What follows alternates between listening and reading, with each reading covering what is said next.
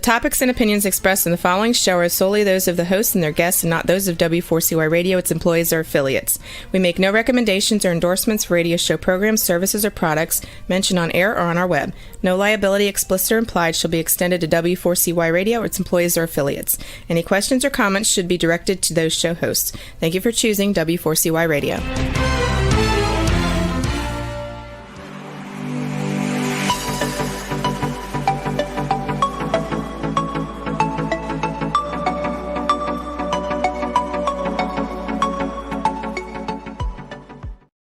Well, good afternoon and welcome. I'm Bill Martinez, and we are live. My good friend Adam Andrzejewski is going to be joining us in just a moment. The founder of OpenTheBooks.com and author of Operation Drain the Swamp says this year, 2023, quite the year of waste and fraud brought to you by our overpriced government. In the last 12 months, we saw the reveal of third-party royalties going to the National Institutes of Health, the militarization of our federal government, the San Francisco infamous poop map update, Ivy League payments and endowments, and the return of this little piggy, Porky's update. Earmarks are back in Congress. Adam Andrzejewski joins us now. Adam, welcome to the show. Good to have you with us. Hey, good to be here, Bill. Thanks for having me back. I bet you most people that are listening to the program here today, they don't understand and they don't realize that every single one of those issues that you just outlined came from our auditors, and we broke it on your radio program and across the country on every single one of those issues. Our auditors at OpenTheBooks.com, they made a big impact this year. I'll tell you, it's been such a privilege to partner with you and Open the Books on holding our government accountable. And again, we're grateful for the auditors, the teamwork of everybody at Open the Books to, hold the government accountable, because this has been your mission from day one back to the Senator Coburn days. Well, God rest his soul. Senator Coburn was the legendary U.S. Senator from Oklahoma. Mm-hmm. And, it was Coburn and I locked arm in arm, fighting these battles in the same trench together up until his passing. He was our first and only honorary chairman of OpenTheBooks.com. We miss him every day. Well, I bet. But what a legacy and what an inspiration, what he ignited all these years ago, common sense accountability. For our government institutions that have done everything they could to avoid accountability. That is the status quo of the Beltway, but we must continue to do so, because that is our responsibility as as commanded in our Constitution under those three very powerful words, we the people, right, Adam? Yeah, and Coburn, look, he operated by a simple rule. It only takes one candle to light a dark room. Yes. So Coburn is a small state U.S. senator, being in those rooms at the seat of power in Congress on Capitol Hill. He took that charge very seriously. And here's a great story. In the 2012 debt ceiling limit debate, when the government was going to be shut down and they had to pass a funding resolution, and this historically has been the only spot where Republicans get any gains on spending, Coburn was able to get an amendment attached to that bill when Barack Obama was the president. And the amendment simply charged the Government Accountability Office with an annual duplication study and report to Congress on the duplicative federal services within the agencies. Wow. And then it was up to Congress to cut the duplication. And every single year they've submitted that report. Congress has taken action. And this year we got the update, and it has saved $700 billion by carving out the waste in the duplicative federal services. And that is an ongoing legacy of Dr. Tom Coburn. Exactly. Well, and the thing is, and people, if you cannot appreciate how the Beltway works, because it is such a meat grinder. The paradigm and the model of the Beltway is so pervasive that it forces good people to compromise on some of their principles. Tom Coburn was not one to compromise, which is a credit to him and also those that kept reelecting him into office, because the normal mindset of those that go to the Beltway, I mean, they're told right off the bat, your number one job isn't about your constituencies. It's about getting reelected. Well, if that's the only thing you have to worry about is getting reelected, well, then, it makes it easier to kind of kick the can, down the road and not deal with these problems that you should be dealing with, by mandate in the Constitution, right? Yeah, and Coburn, on two of these issues, he wrote books. So not only was he a great U.S. senator, but he left a legacy in the written word. So, he outlined exactly how you run for Congress as an outsider, but the system very quickly turns you into an insider. Exactly. And the second book he wrote was on the national debt, that the national debt is our greatest security threat.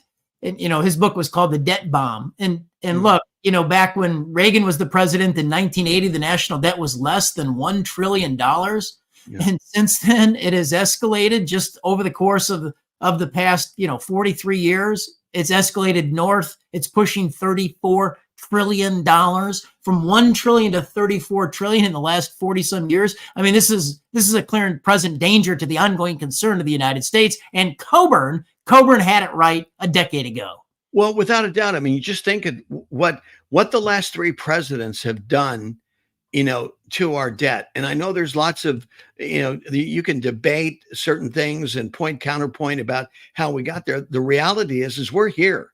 We're 34 trillion. Our interest rate on our debt alone is approximating what we invest in our military. Yep. And our military next year is jumping up and down saying we need more money. We got supersonic missiles that are being developed in the East, in Russia and China, and we've got to be able to combat that. And meanwhile, we've got Kim Jong-un, is at his antics again, sending missiles in air. And it was reported here this week that he's got a missile now that can hit any place in the United States. Yeah, this is the clear and present danger, and it's the interest on the national debt, quite obviously now crowding out core government services like national defense. Exactly.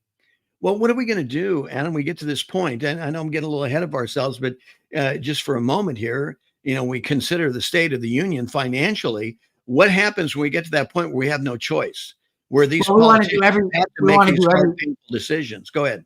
Yep, we want to do everything we can to avoid that point, and it starts with carving out and changing the culture in Washington, D.C., carving out the waste, fraud, corruption, and taxpayer abuse. Mm-hmm. And so, look, that's why we point out halo government grants or large-scale government grants.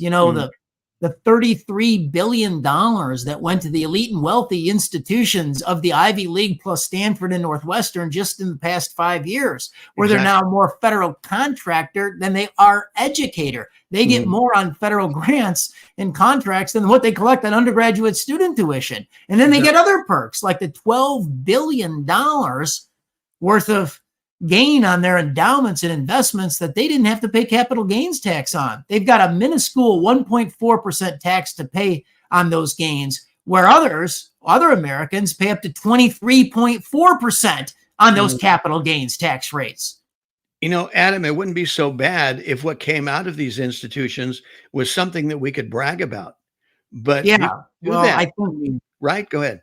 Yeah, I mean, Americans are looking at what these wealthy elite institutions have done to incubate discrimination, bigotry, and anti-Semitism on their campus. Mm-hmm. They're wondering, how much taxpayer money did those institutions receive?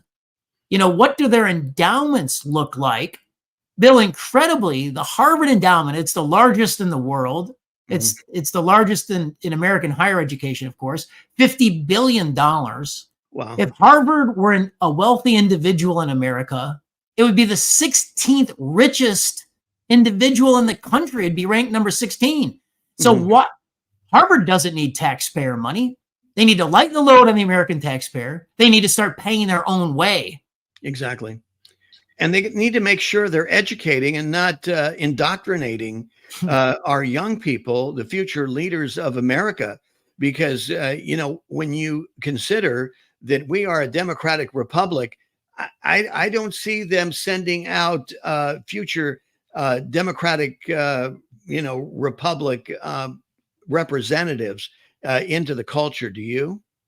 Yeah, look, public funding, taxpayer funding, and anti-Semitism, bigotry, discrimination, those two things don't square. No, and they Congress don't. needs to stop payment. Well, and the thing is the marketplace is already starting to make some adjustments, Adam. You got, CEOs of major companies saying, we're not going to hire these people coming from these Ivy League colleges. Someone said poison Ivy League colleges because they see this as an impediment upon their own corporate culture and what they'll have to deal with down the road if they bring, as some have called them, these neo-Marxists into their organization.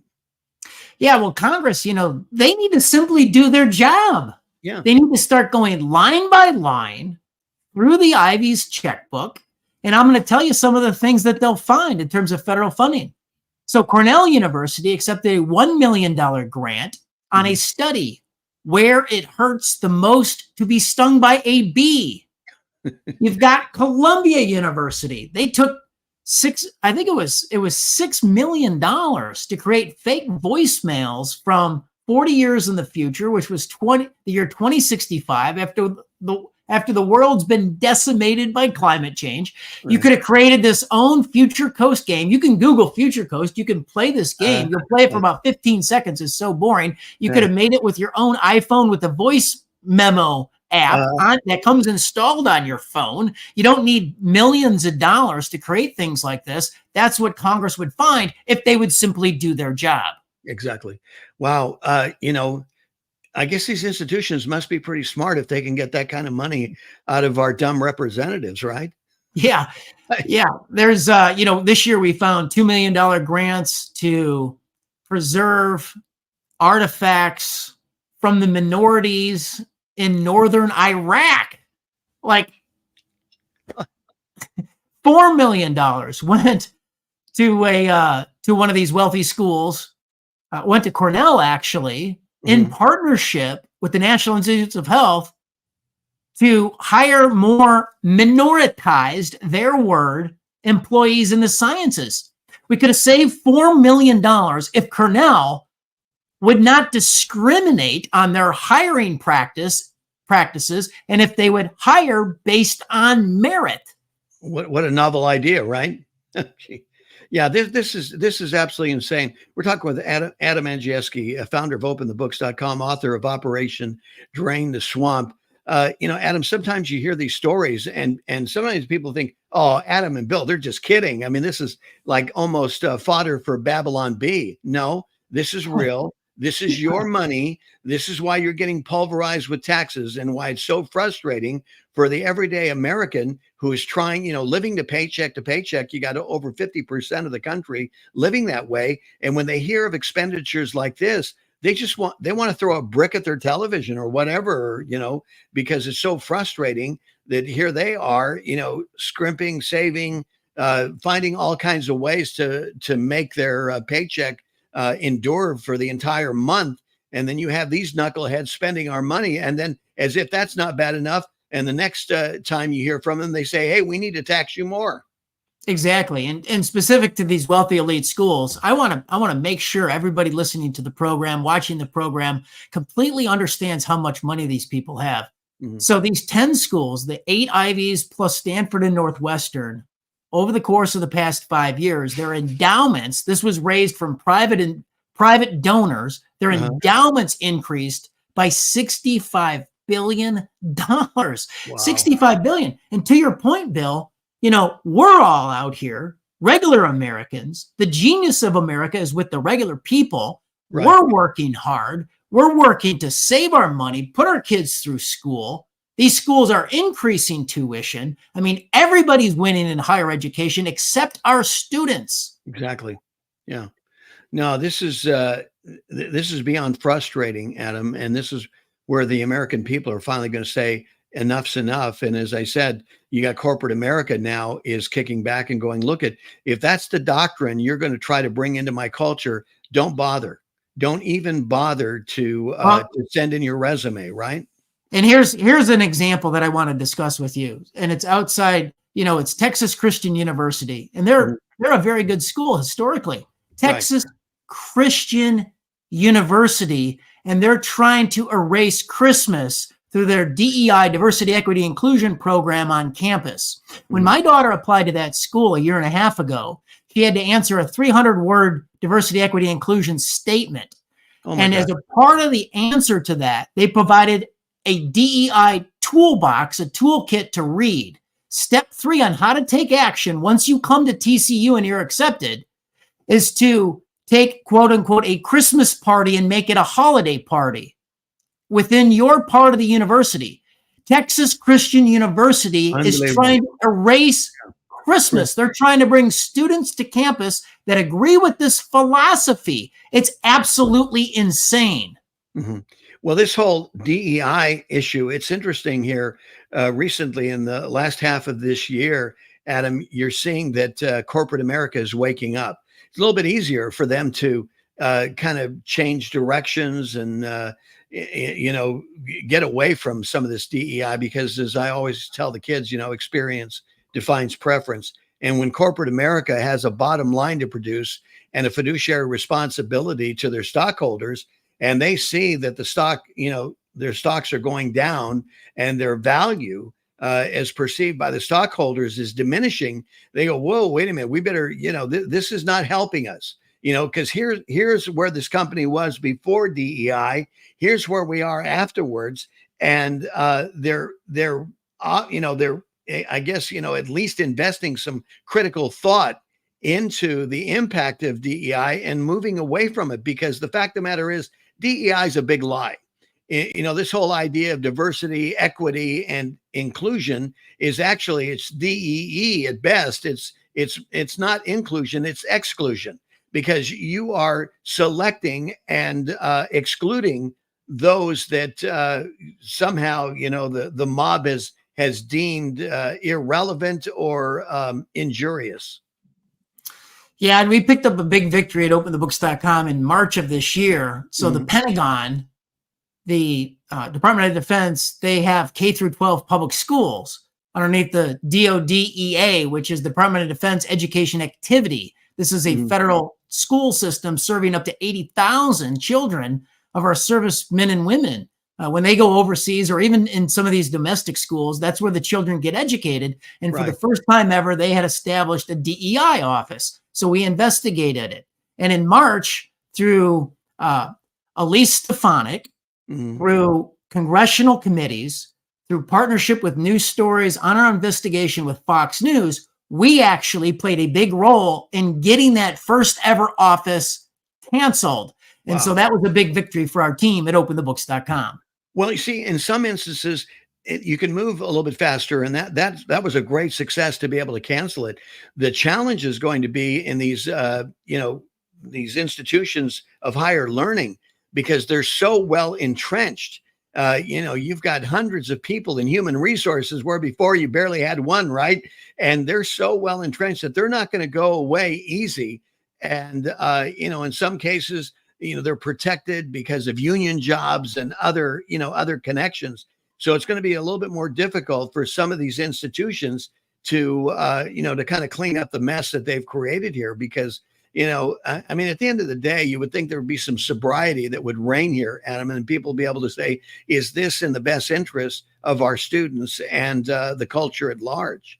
I'm glad you brought that up, Bill, because we're going to do an oversight report, hopefully in the first quarter of 2024, on the Pentagon's K through 12 public schools. Right. What they did is they took this powerful office of DEI, they canceled it. The office was in charge of curriculum, professional development of its educators, and the hiring of its educators. Very powerful office. When they canceled it, what we found is they have distributed all the tasks within the DNA of the school system itself. So we've got a brand new report that's going to launch on this come first quarter of 2024. Well, think about this, Adam. DEI, the Biden administration is the poster child organization for DEI, isn't it? Because you go right down the cabinet, you go throughout the administration, and it's about checking boxes. It's not about merit. It's not about saying, whoa, look at this person's track record. Nope, they're a person of color. Oh, checks a box.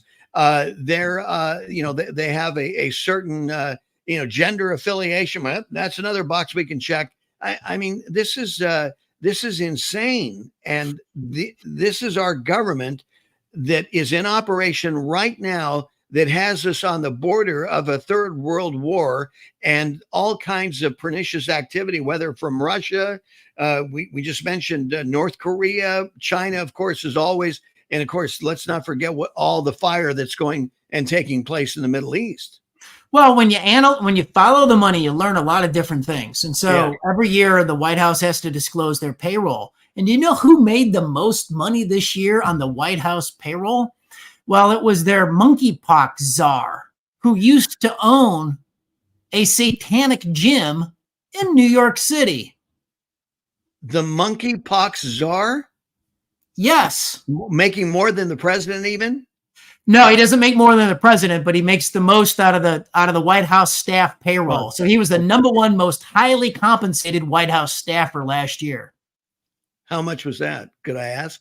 So I think it was around, I don't have the number in my head in preparation for the interview today, but it was probably around 250, 260,000. Oh, wow. This is what happens, you're spending other people's money, right? It's a lot easier to spend our money than your own. That's for sure. Yeah, without a doubt. You mentioned March of last year. Also in March, great job was the third-party royalties going to the National Institutes of Health. Tell our audience about that. This was quite revealing. I remember this. So we've been in a knockdown, drag-out dogfight, our federal lawsuit, over the course of the past 3 years to open the books on the line-by-line payments of third-party royalties over at the National Institutes of Health. So what is a third-party royalty? Well, a taxpayer-paid government scientist and a taxpayer-paid government lab invents something, and then to monetize it and distribute it, they license it properly to the private sector, think pharmaceutical company, for that purpose. Then the pharmaceutical company pays royalties back to the agency, and then there's a split with the scientist. During the pandemic, many of us, Bill, we all thought and got the feeling that big government was very close to big pharma. So at openthebooks.com, we identified this database to show just how close they are. And so, over the course of the last 3 years, here's what we've learned, that virtually every single healthcare research institution, entity of any significance is in the royalties database. There's now 2,400 scientists at NIH and in other federal agencies receiving third-party royalties. And they've received hundreds of thousands of royalties over the course of the past decade. In this database from 2009 through 2020, we now know that there was $325 million worth of third-party royalties that were paid out. So think about this. While NIH every single year doles out $30 billion worth of grants to over 50,000 receiving entities, now coming back through the other door are hundreds of billions of dollars worth of hundreds of millions of third-party royalties, enriching the agency and its scientists. So we wanted to be able to follow that money, and it's led to all kinds of litigation and fighting, and we're getting close to being able to see most of it, finally. Well, I bet they don't want you to see it, Adam. That's why they've been, trying to hide the P here for you. But this is incredible. So 50% of the royalty goes to the agency, and the other 50 is distributed amongst the scientists who were the ones that discovered, said formulas, right? Well, there is a formula split on the payments, that's for sure. Right. So when we first started this, they ignored our Freedom of Information Act request. So we immediately sued them with our legal partner, Judicial Watch. And then over the course of the next 10 months, they doled out 3,000 pages worth of line-by-line royalties. But they heavily redacted them. So we could see the top line, we could quantify with our forensic data scientists, 325 million in royalties, but we couldn't see, we could see the scientists' individual names on the payments, but they blacked out the amount to the scientist and they blacked out the payer. Think pharmaceutical company. They blacked out who was paying the royalty, and they blacked out what they invented, the license number, patent number. So the database was virtually worthless. In August of this year, we got them to unredact the name of the payer and the license number. So now we're just down the amount to the individual scientist, and we're going to be in front of a federal judge in the first quarter making our legal arguments and battling NIH to be able to follow the money. What does that do in terms of, setting up the rest of, government and the employees to think that it's okay to scam the taxpayer, to be able to take advantage of this? So whether we're talking insider trading, paid for play, I mean, to me, this deposits a, kind of how do I want to say it? A bug in the system, to where it doesn't promote good governments and good governance or morality, I would think, Adam. I mean, this seems like a conflict of interest. And I'm sorry, because in everyday America, the way businesses work in America today is that if you're an employee of a company, and while you're working for that company and utilizing the company's instruments, this has already been decided in the Supreme Court, that whatever you generate, that becomes owned by the company that gives you a paycheck. You don't have any personal interest or claim on that.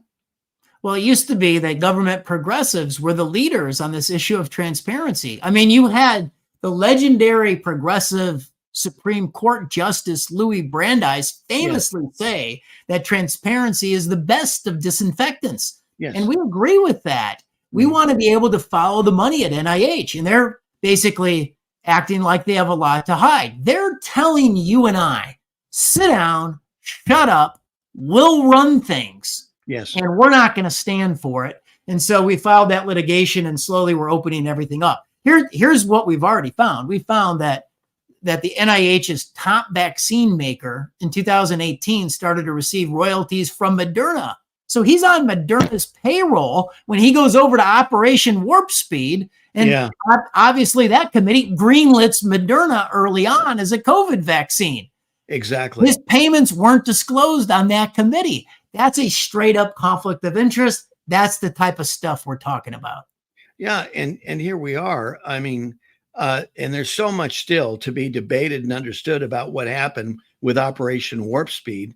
And of course, the other ensuing issues in terms of injury to people and, this whole situation, Adam. And when you have this much conflict of interest, how are you going to ever get down to the bottom of the matter and really understand were the vaccines, was it positive? Were they good? Were they bad? Somewhere in between. It just seems like we have more questions than answers when it comes to the vaccines. Yeah, it was so rushed. We're not going to know for 5 years, 10 years, 20 years, the long-term effects of all this new technology on the very complicated human body and human immune system. So look, it's going to be a rough period. But look, we, at openthebooks.com, we keep digging and clawing and digging and clawing. So I'm telling you where this is going to go, Bill.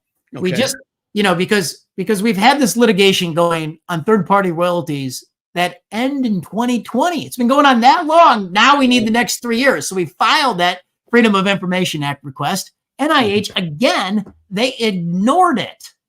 They ignored that one. So with Judicial Watch breaking here right on your program today, last week, and it's not been reported yet, we had to sue NIH again for their third-party royalties. And this is what I mean. Congress needs to get engaged. We're going to be filing a complaint with the Inspector General of Health and Human Services. Like, NIH will not release on a Freedom of Information Act request without a lawsuit this very important information. And they need, the IG, the Inspector General at HHS, they have guns and badges. They've got subpoena authority. They need to get to the bottom of this. Yeah, without a doubt.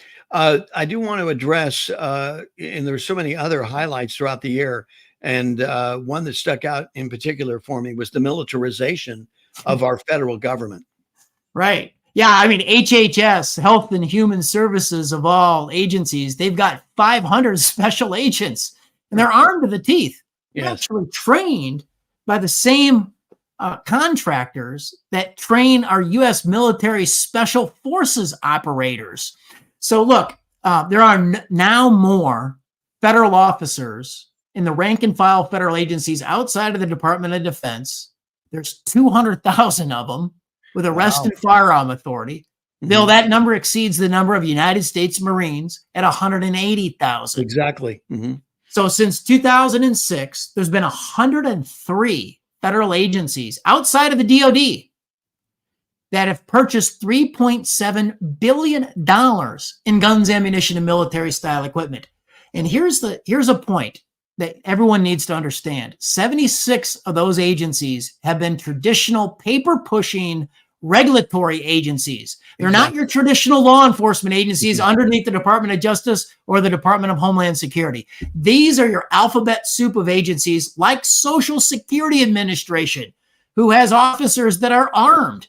You've got, like I said, Health and Human Services, like the U.S. Environmental Protection Agency. They've got 200 special agents. And you've got, of course, the Internal Revenue Service. So everybody listening to the program, if you've heard that the IRS has armed up, the militarization of the IRS, 100%, full stop, all of that research is off the desks at openthebooks.com. We're the subject matter experts on this entire complex.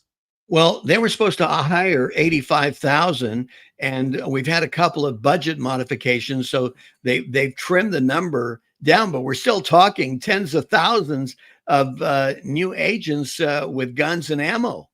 So it'd be 3% of the total number would be IRS officers with arrest and firearm authority able to purchase guns, ammunition, and military style equipment. So on 80,000, 3%, that's about 2,400. That would double the number of IRS special agents up to about 5,000. When you're talking those kind of numbers, now you're talking numbers equivalent, are very close to a U.S. Army brigade. Exactly. And so, Bill, where in Congress did we ever have this debate that the IRS should have equivalent numbers to a U.S. Army brigade? We're talking about an insane, out of control agency here. Now, I do want to say we had legislative success this year in the U.S. House on the IRS appropriations bill. Finally, they have to come clean with an audit of their gun locker. They're going to have to show the American people exactly what they've purchased, because our data showed that during the pandemic years where the purchases of guns, ammunition, and military style equipment at the IRS peaked, they did $10 million during those 2 years. And so Stephanie Bice out of Oklahoma, she got this amendment attached to the IRS appropriations bill in the House. It still has to pass the Senate. But once it does, they'll have to come clean and show the American people what's in their gun locker. Wow. Yeah. I mean, this is incredible to think that here you're bringing government officials, with guns and ammo, that there's no way they're going to be able to train them all. And they've already had, I don't know, I think at last count, it was well over a dozen accidental firings, where there was an IRS special agent last fall on the training range that actually got killed. That was very sad. Look, we've had other success on the militarization of the federal agencies on legislation just recently this fall in Congress. So an amendment passed to strip the EPA special agent of arrest and firearm authority and prevent any purchase of guns, ammunition, and military style equipment within the EPA's House appropriations this year. So if it passes the Senate, this is a huge development. The 200 special agents over at the EPA, they would be stripped of their authority. I mean, pretty soon you're going to have these guys running around in tanks, right? Tanks and RPGs. Go, give me a break. I mean, the IRS already has machine guns, long-barreled rifles, automatic shotguns, buckshot, and slugs to go in those shotguns. I mean, this is what we already know. Oh, this is unbelievable, but anything else out of that category in terms of the militarization of our federal government to report, Adam? Yeah, I mean, it's just a clear and present danger. While progressives want to strip the private sector of their weapons, the federal government is arming up. Mhm. Well, of course, they keep getting carjacked in D.C., and so they're probably going to have some sort of justification why everybody needs to carry a gun in Washington D.C. Either that, or we keep or we revive the discussion of moving our government out of Washington D.C. Yeah, those are good points. That's for sure. I mean, we'll have to check it out and see what's going on. Let's talk about the San Francisco poop map, the infamous poop map update. Tell us the latest on this. So, literally our 2019 map of human waste in the public way in San Francisco made the national stage. Yeah. So most people watching the program here today, they'll remember just a couple of weeks ago when DeSantis holds up the map of San Francisco. That was our map at openthebooks.com from 2019. We had taken, in 2019, there was 31,000 cases of human waste on city streets. We downloaded that database from the city's 311 Department of Public Works database. It came with latitude and longitude coordinates, so we mapped it. We put it on our interactive map, and Bill, yes, we did use brown pins. The whole city was covered in brown. There was a brownout in the Bay Area. DeSantis holds that map up during his debate, the red state, blue state debate with the California governor, Gavin Newsom. Right. And analysts said it was the key moment in the debate because a picture tells 1,000 words. Exactly. Well, we saw that. We immediately kicked into gear. We downloaded the fresh data. We updated our map, and things are worse than ever in San Francisco. There's not 31,000 cases this year. There's 35,000 cases of human waste on city streets. So this is not just San Francisco. The 35,000 is around the country. Probably most of the highlights would be in the state of California, if I could imagine. So our data and map is specific to San Francisco. So that's 35,000 cases this year. In San Francisco. This year on the city streets, reported to their city 311 call line. So it's their data, not ours. Bill, you can doubt us, but if the city of San Francisco tells you something, it's the truth. Well, yeah, wow. And the thing is that it's so amazing. This is why the people of San Francisco didn't want President Xi to leave, because Xi cleaned up the streets. But the amazing thing, Adam, was that by the following week after Xi left, the poop is back. Jeez. It's disgusting. If you're the only ones working hard as a public employee for the city in San Francisco is a member of the Poop Patrol. Those guys make up to $185,000 a year. It's not enough. 185,000. I thought it was 60,000. 185,000 for picking up poop. Yes, and it's a job I wouldn't want even at that rate. Wow. I mean, now you're getting up there. You're getting paid as much as Nancy Pelosi. Yeah, as Speaker of the House, I think Pelosi is getting $225. But yeah, you're right. But you do have to, pick up the human waste on city streets. Look, this is medieval stuff. This is a human health catastrophe. San Francisco, quite simply, needs to get their act together. Right.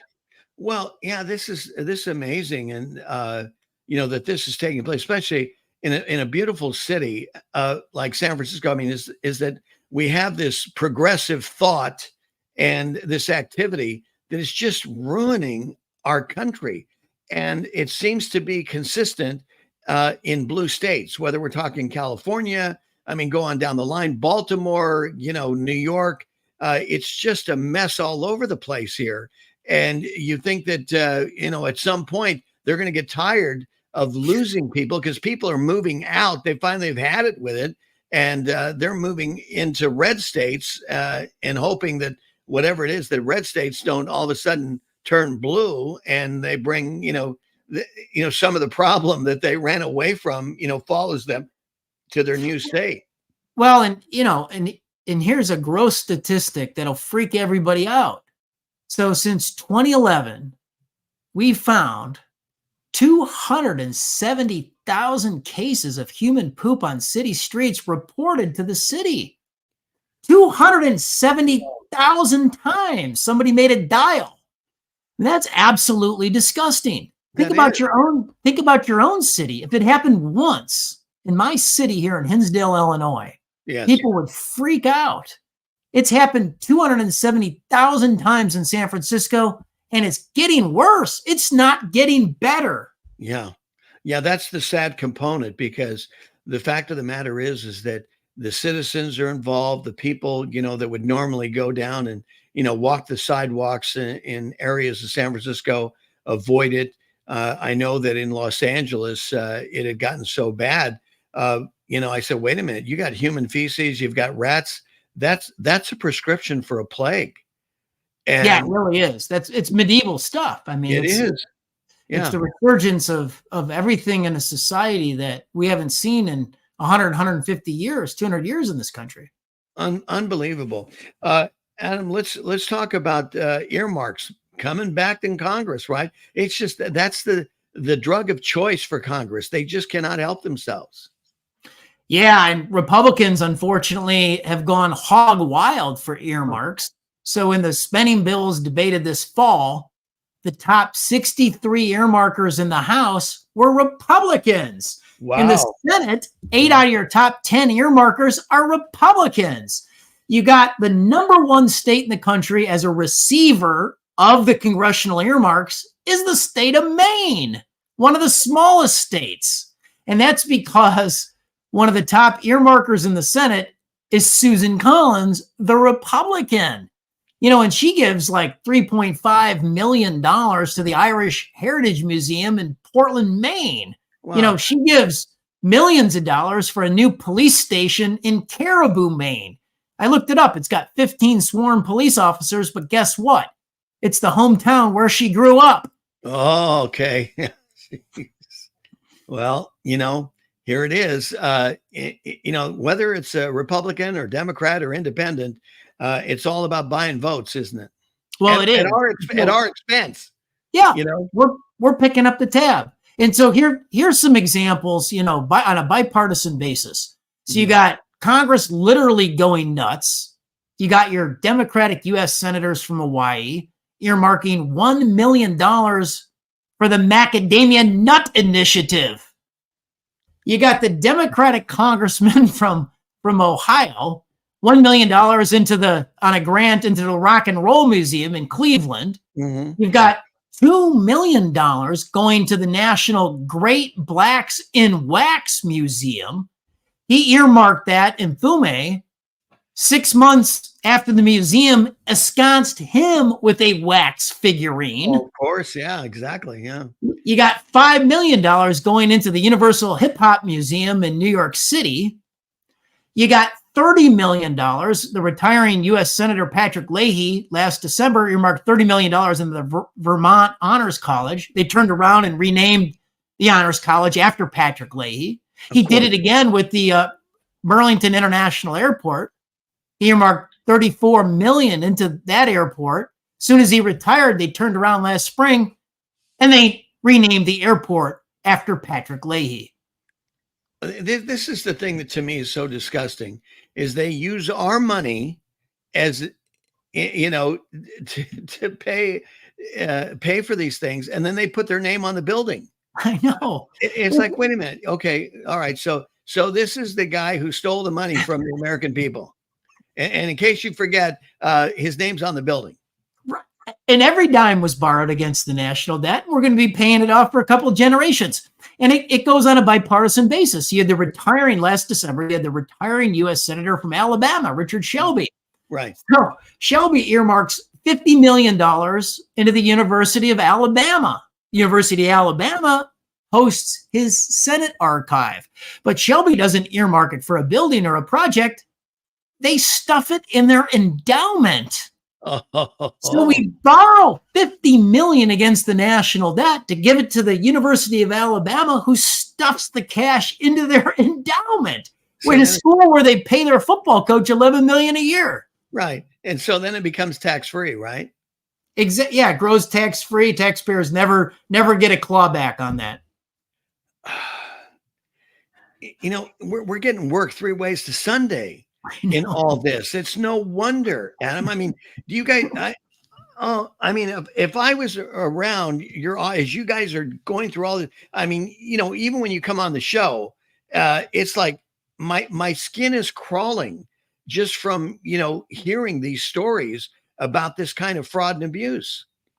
Yeah, it's rife at every level, right into your local units of government where you live. And I've come to the conclusion that we have reverse subsidiarity in this country. It used to be that the units of government closest to the people practiced good government, and it got worse by the time you got to your state capital and finally the federal government.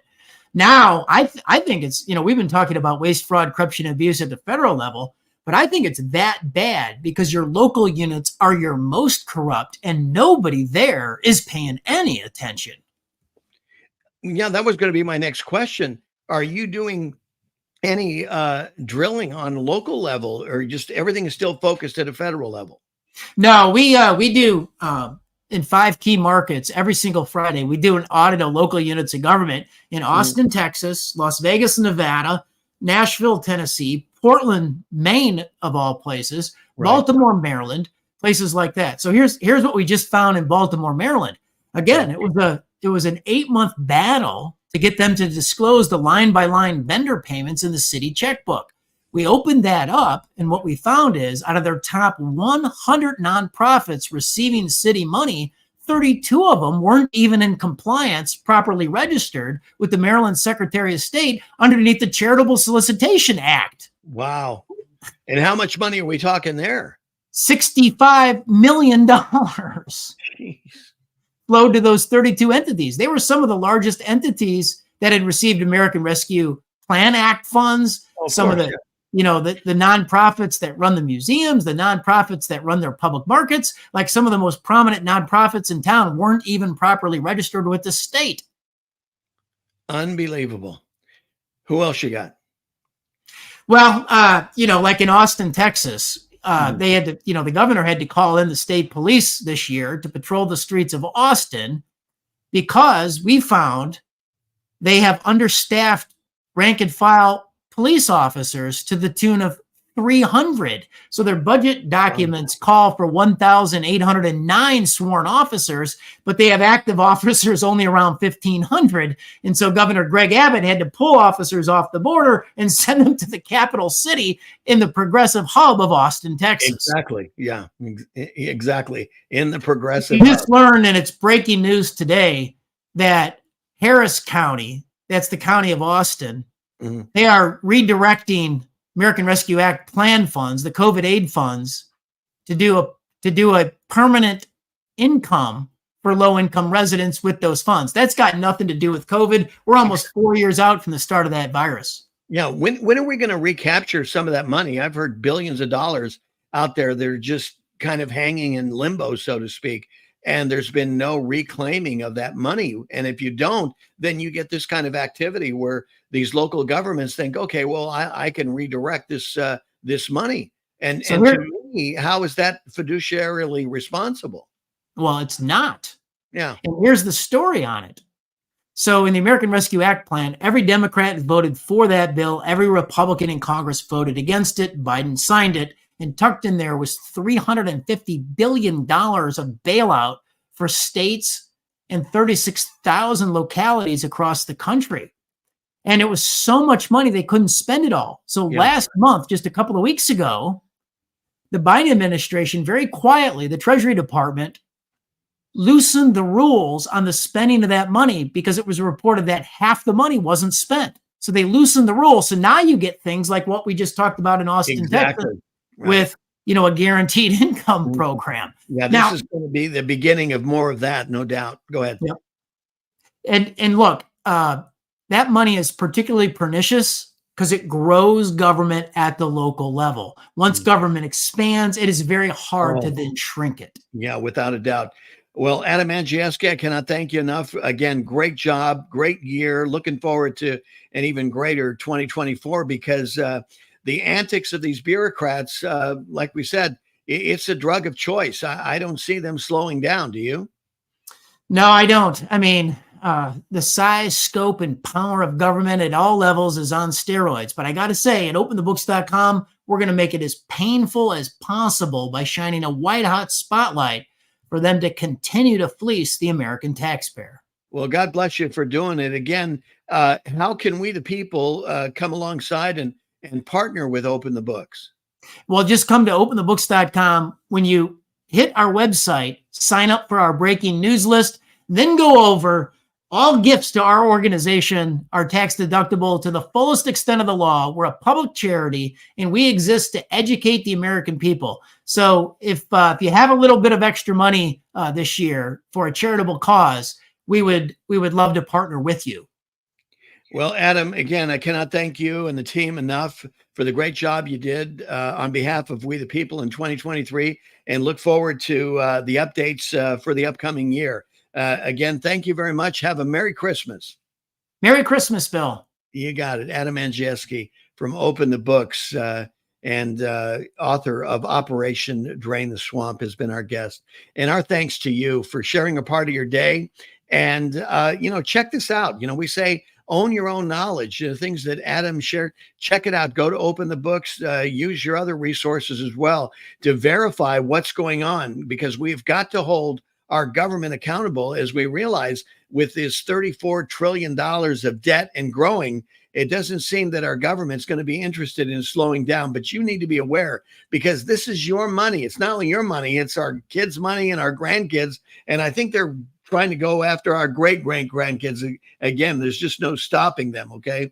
So again, we thank you for sharing a part of your day with us. May God bless you and keep you. May make his face shine upon you and be gracious unto you and give you peace. Thank you so much. Merry Christmas. Take care. God bless.